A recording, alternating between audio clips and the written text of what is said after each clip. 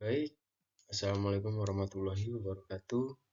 Perkenalkan, nama saya Bagus Apriansyah, NPM 22411135 dari kelas MNJ 22C. Di video kali ini saya akan menjelaskan materi tentang aspek hukum. Mata kuliah Studi Kelayakan Bisnis.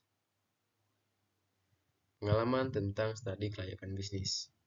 Proses studi kelayakan bisnis merupakan pemetaan terhadap kemungkinan kesuksesan sebuah usaha, termasuk di dalam sebuah aspek finansial, pasar, teknik, pemasaran, dan hukum.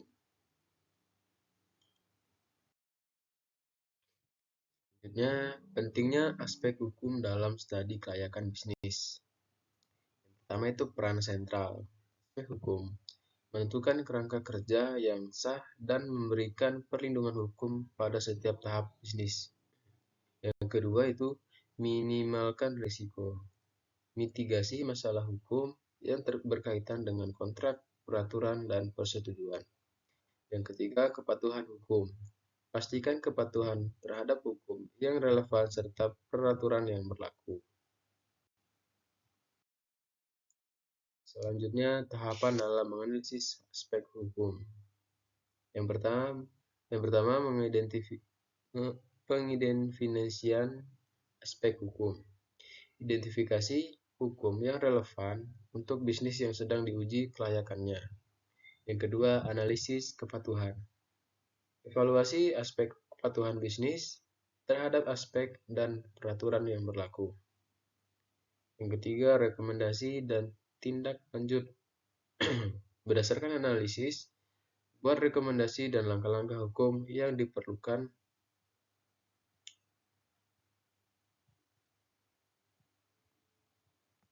Selanjutnya, peraturan dan regulasi yang relevan. Komitmen atas perizinan proses yang memastikan bisnis memiliki izin usaha dan persetujuan resmi yang diperlukan. Selanjutnya, pemenuhan persyaratan hukum. Memastikan bisnis memahami dan memenuhi persyaratan hukum yang relevan. Selanjutnya, resiko hukum yang perlu diperhatikan. Ketidakpatuhan hukum. Dampak negatif dari pelanggaran hukum berpotensi menyebabkan sanksi dan kerugian finansial. Selanjutnya, kontrak tidak tepat. Resiko terkait kontrak yang tidak tepat disusun dengan cermat membuka peluang sengketa hukum. Selanjutnya, perubahan regulasi. Pengaruh langsung terhadap operasional bisnis karena perubahan dalam hukum dan peraturan. Selanjutnya, kontrak perjanjian yang harus dipersiapkan. Yang pertama, kontrak kerjasama. Perjanjian kerjasama yang jelas dan mengikat antara pihak-pihak terkait. Kedua, perjanjian penyewaan. Kontrak sewa atau penyewaan yang memenuhi persyaratan hukum dan strategis bagi bisnis. Yang ketiga, perjanjian keagenan. Perjanjian antara prinsipal dan agen yang harus dipersiapkan dan dikelola dengan cermat. Selanjutnya, perlindungan hukum terhadap bisnis. Yang pertama, paten dan merek dagang. Perlindungan hukum atas hak kekayaan intelektual untuk mempertahankan keunggulan bisnis. Yang kedua, asuransi bisnis. Perlindungan finansial dan risiko kerugian atau cedera terhadap bisnis dan karyawan. Yang ketiga, penyelenggaraan sengketa. Proses hukum untuk menyelesaikan sengketa, konflik, atau pelanggaran secara adil dan proporsional.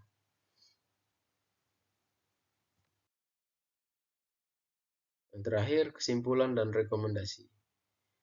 Pertama, rekapitulasi temuan. Ringkasan temuan terkait aspek hukum dalam studi kelayakan bisnis. Yang kedua, rekomendasi strategis.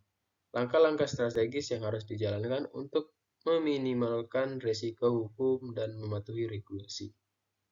Yang ketiga, tindak lanjut. Rencana tindak lanjut terhadap kesimpulan dan rekomendasi yang dihasilkan dari studi kelayakan bisnis. Baik, mungkin itu saja yang dapat saya sampaikan tentang materi aspek hukum mata kuliah studi kelayakan bisnis. Saya akhiri, wassalamualaikum warahmatullahi wabarakatuh.